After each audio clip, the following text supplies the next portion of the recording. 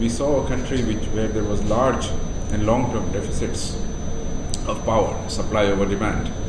And we believe that this gave rise to sustained long-term opportunities of the type where we could make a difference. And therefore we entered India. We do not, of course, believe that any time you enter a country that things will always remain very smooth. But as I said, what we did when those problems occurred about 10 years back is that we conserved our capital. We concentrated our efforts on solving the problems our then single investment had.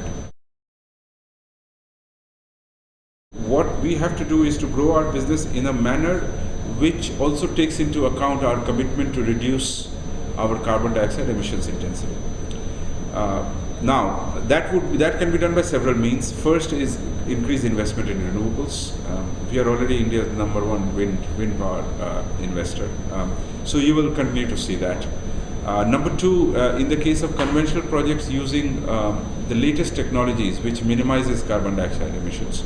So for instance, a project like our Jhajjar project, where even though the bid conditions did not ask for it, we made it a supercritical project so as to ensure that our carbon dioxide emissions intensity is the lowest. So what you will see is us employing the latest technology, the latest but proven technology, so as to minimize our carbon dioxide emissions intensity reduction. Having said all of that, it is important to remember that we are a mainstream power company, not a renewables only power company, and that we are an Asian power company, and in the case of our business, an Indian power company.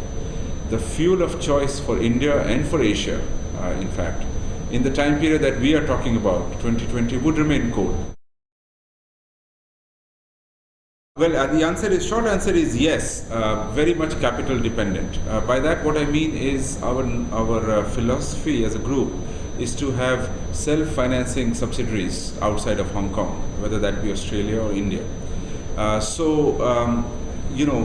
When we have a large requirement of capital, say a next large conventional project or a UMPP, which requires billions of dollars, that would probably be the right stage when we have to tap the equity markets.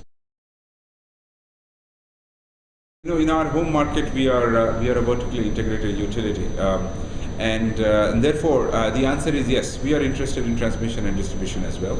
We of course also have to look realistically at which stage of our evolution where we can compete and contribute meaningfully. At this stage, we believe, and in fact we have believed for a few years, transmission is something we could and we should take part in. We actually made a few bids, unfortunately not yet been successful.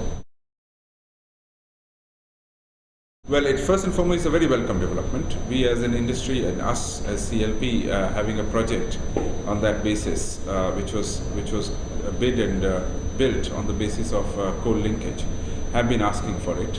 So we are very thankful to the government for agreeing to that. But let's not expect miracles overnight. There will be teething problems, but we will see an improvement as we go now.